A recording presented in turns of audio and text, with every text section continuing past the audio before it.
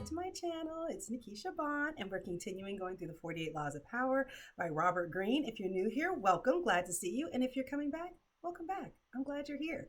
Listen, we are going to go through these 48 laws until we finish the end because there's a game of power being played, ladies and gentlemen. And as much as we hate it, it's happening. So we got to know what's going on. So let's get into law number 43. Work on the hearts and minds of others. Now, let me tell you right now, there is no reversal to the law. So pay very close attention. Let's go. Coercion makes a reaction that will eventually work against you. You must seduce others into wanting to move in your direction. A person you have seduced becomes your loyal pawn, and the way to seduce others is to operate on their individual psychologies and weaknesses. Soften up resistance by working on their emotions, playing on what they hold dear and what they fear.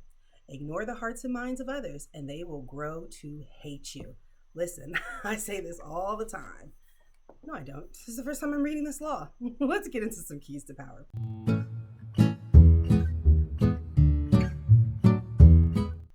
In the game of power, you are surrounded by people who have absolutely no reason to help you unless it is their interest to do so. And if you have nothing to offer their self-interest, you are likely to make them hostile, for they will see you as just one more competitor, one more waster of their time. Everything is self-interest. We as humans, self-preservation, we're always looking out for what's best for us. Even if we're doing something that's a benefit to others, we're probably doing it because it makes us look good. I get a lot of comments where people say, no, I do these things out of the goodness of my heart. And I'm like, okay, sure. I'm sure you believe that. But at the same time, you want to be seen as a certain type of person who does things out of the goodness of their heart, right? Aren't you better than all of us self-serving people who feel like we have to have something in return? No. You're better than we are because you do it out of the goodness of your own heart. You see? Self-interest. So play to that. Play to people's self-interest, or just know that whenever you're dealing with someone, they are looking out for themselves. And that's not a bad thing. It's not a bad thing. It's life. It's reality. And the more you can understand that, the more you can create things that work for everybody, right? That's what I think. Win-win situations, people. Let's go.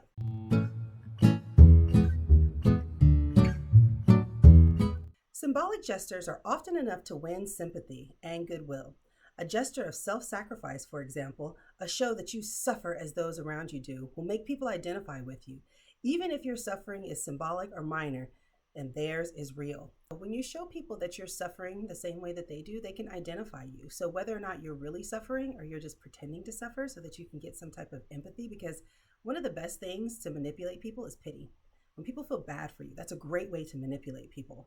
I hate that about life because you feel bad for people. So of course you want to make sure that they're okay. And to know that there's people out there who use that against you, it's sad. It is sad. It's just true, right? Two things can be true at the same time. It's sad and it's true. It happens. So we just have to know what's going on so we know how to maneuver, right? I don't care if you agree with me. Let's keep going.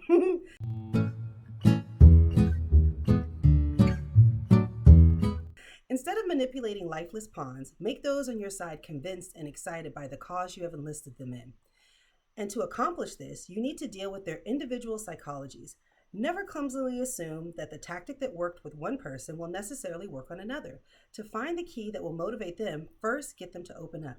The more they talk, the more they reveal about their likes and dislikes. So this is a great tip as a manager. I tell you, when I first became a manager, I realized that it's very difficult to get people to do what you want them to do. It really is, because they don't see how it benefits them. So they're going to do as much as they have to do. So in order to get people on my side, I was like, I had to acknowledge what was really going on, which is you may never love this job. This might be one job and a stepping stone to the next job. But what I can make this job better than any other job is let me help you make this as a great stepping stone. So what is it that you want to do? And then I would deal with each of my individual employees with basically what they wanted to do. Do you want to go back to school? Okay, let's get you signed up. Do you want to get another career? Okay, so you should take these classes and this. And by investing in them individually, it kind of made a greater cause. Like, we're here to do the best that we can do because we're great people and we want to show people that we do great work. And that's regardless of whether you think the company is doing the right thing. You want to do the right thing because that's that kind of person that you are. And that really motivated people. And so the book also goes on to say, self-interest is the soldier's foundation. The causes that work best are a noble veneer to cover the blatant appeal of self-interest. The cause seduces them, but the self-interest secures the deal. So basically, I'm creating a win-win situation, right? I'm setting them up to be the type of people who want to do well in this world and who want to show everybody that they are good people and that they do good work. And at the same time, I'm appealing to their self-interest. Like, okay, I know you don't want to be at this job forever. So what do you really want to do? And let's get you on the path to that. Having that type of duality gives you a lot of power. It helped me to really grow a very powerful team. And I feel like those are win-win situations because I'm winning because they're doing the job that I need them to do so that I can make the things that I need to get done as a manager done. And they're winning because they're getting the reality shown to them. I'm not trying to blow smoke up their butt and say, you're going to be here forever for the next 40 years. That wasn't reality. But what I can say is, hey, this is how we can get you to the next level. And I think that worked really, really well. So think about the people that work with you and how can you create a cause that's bigger than them and appeal to their self-interest. What is it that would be beneficial to them? And now you're creating a win-win situation. Okay. Now listen, I told you there's no reversal. So let's go ahead and get into my final thoughts.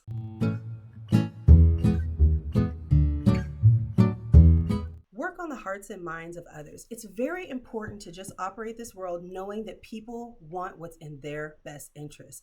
Learn to be okay with that. The sooner you can just say, I'm okay with that and move forward, you can now look and say, okay, I want to get this done. This is what I want. What would this person want? And help them get that too. So now you guys are both working towards a common goal and you guys are both getting your personal needs satisfied. How can you create a better structure than that? So you do have to work on the hearts and minds of others. You can't just run power games into the ground and think that you can manipulate people all around.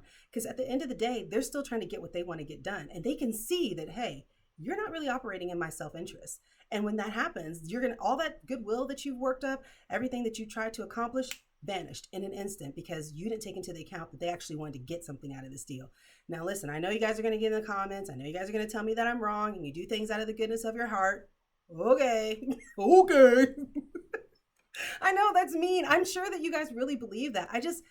It's the same way I feel about crying, right? When people start crying, that feels like manipulation to me, right? Because instead of us having a logical conversation or a rational conversation, you're going to just start crying. And now I'm like, okay, I feel bad for you. Pity, right? Manipulation. So that's the only reason why I say that. I'm sure you guys do this out of the goodness of your heart, but I just don't understand, okay? I just don't understand. And I'm never going to understand, right? It's always going to have to be something in it for me in order for me to feel good about it. And something in it for you. I want something to be in it for you, or I don't want to do the deal. That's just me. Tell me what you think. I would love to know. Leave a comment down into the comment section and make sure that you like, make sure that you subscribe, and make sure that you share this with a friend because there is no reversal of the law. Your friends will have to learn to work on the hearts and minds of others. They will have to do that. I'm going to try to stop screaming in the microphone because I know that when I'm editing, that's not really good. So anyways, next time we're going to get into Law 44, which is disarm and infuriate with the mirror effect. Ooh, I'm interested in that. Okay, so we're learning some good tactics here. And like I always say, you don't have to play power games, but you need to know that power games are being played. See you guys next time. Bye.